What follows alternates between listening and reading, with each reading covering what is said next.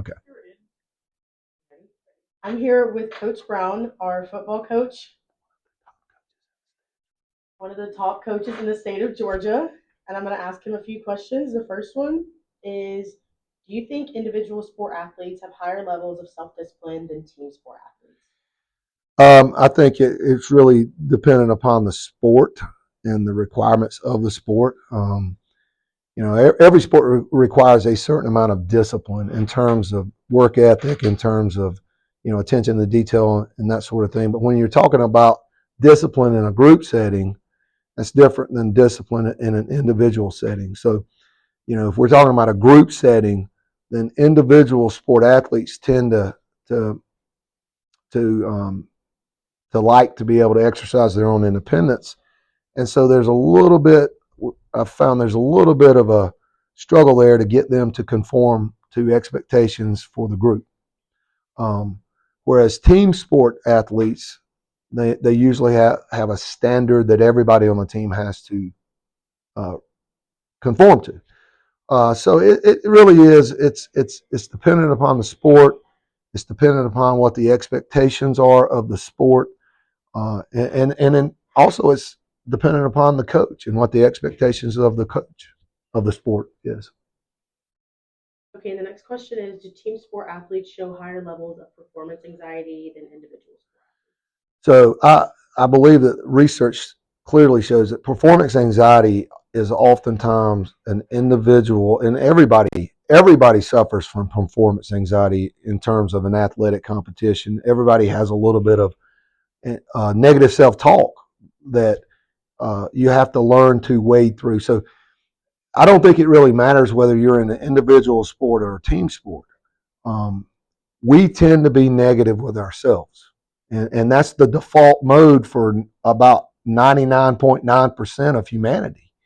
When we're faced with a task that requires great effort and great sacrifice from us, we tend to focus on the what ifs and the things that could go wrong, the things that we may not exactly have that make us, able to approach the task with confidence. So, training athletes is teaching them to deal with these thoughts, to coach yourself, to see yourself being successful, to mentally rehearse whatever the task is, or the skill, or the athletic competition. See yourself being successful, and so you are literally wiring your brain when you do those things. So if you're negative with yourself, then yes, you're going to suffer from performance anxiety, and maybe even to the point that it affects what you do on the field.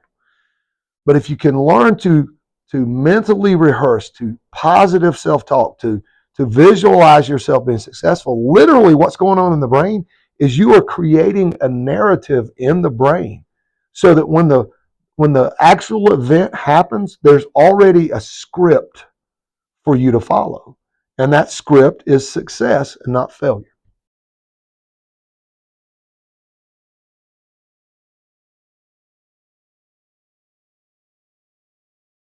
Hi, I'm Bailey Thompson. I'm here with Coach Mack, our head girls track coach at Jefferson High School. I have two questions to ask you. Okay. Do you think individual sport athletes experience greater anxiety or pressure than team sport athletes? I think it depends on the person or the athlete. Some people have the pressures of being on a team aspect because you are depending on other people and other people are depending on you. So if you drop the ball in whatever it is that you're supposed to be doing, that can create major fear. One of my things is like, if a goal is on the line or you're in the last seconds of a game and, everybody has a job to do and somebody doesn't do their task, it could cost a win or loss. And then they have negative feedback coming from teammates. Yeah. However, individually, I think when individual sports such as wrestling or swimming or track, they create their own anxiety because they're always trying to beat themselves. That's who you're racing. And so a lot of times there's a lot of self pressure, and a lot goes into that. Now, for track, because it's a combination of both, you are an individual in your event. However, you're on relay teams, and as a team aspect, you create points for your team to win a championship. If you fall short of what you were supposed to do, then it may cost the team, and there's backlash on there. I don't think it's a definitive answer for which one because it's so Depends on the person. it depends on the person. Yes, correct.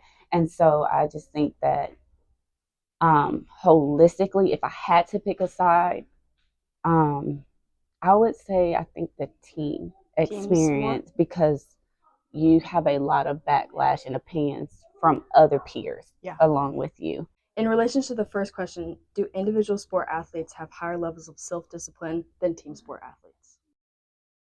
I think it all goes back to the individual athlete and how they feel about themselves and how they feel about their team. Some people try and some people don't. Simple as that.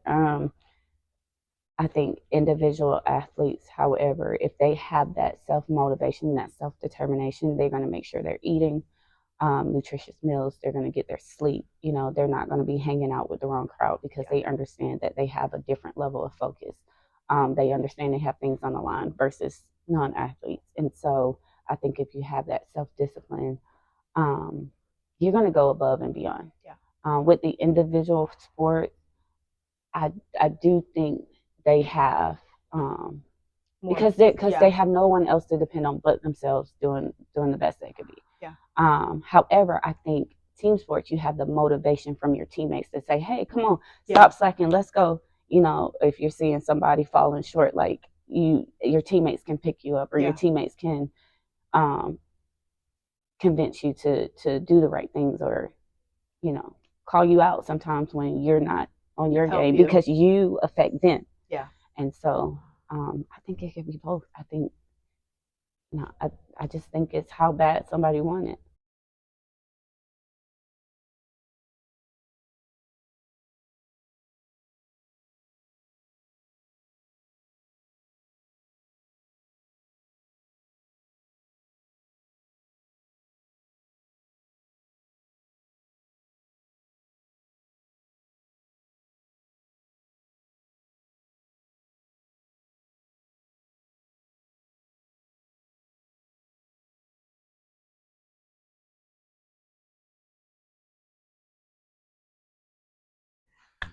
Hi, I'm Ava Calich here today with our head coach for wrestling, Coach Baird, and we're going to ask him a couple questions involving individual and team sport levels. So first question is, do individual sport athletes have higher levels of self-discipline than team sport athletes? I think certain aspects of it, like for wrestling, we have to watch our weight, right? We got to watch our weight. We got to get hit in the face, think through a fight. Whereas football or baseball, you get a break in between the action that you have to participate in. Do individual sport athletes have higher levels of self-discipline than team sport athletes? I think certain aspects of it, like for wrestling, we have to watch our weight, right? We got to watch our weight. We got to get hit in the face, think through a fight. Whereas football or baseball, you get a break in between the action that you have to participate in.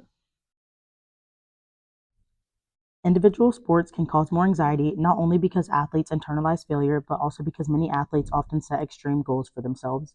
Studies show that individual sports where judges determine success often have the highest rates of anxiety because these athletes feel immense pressure to differentiate themselves from the competition in the pursuit of perfection and a judge's approval.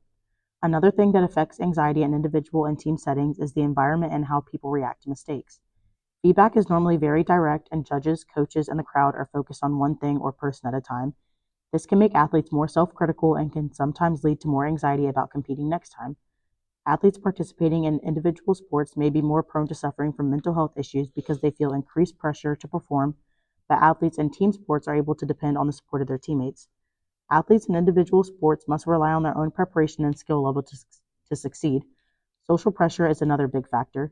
Some athletes may feel like they're representing their family or themselves solely based on how they perform at a sporting event, so that can make the pressure very personal.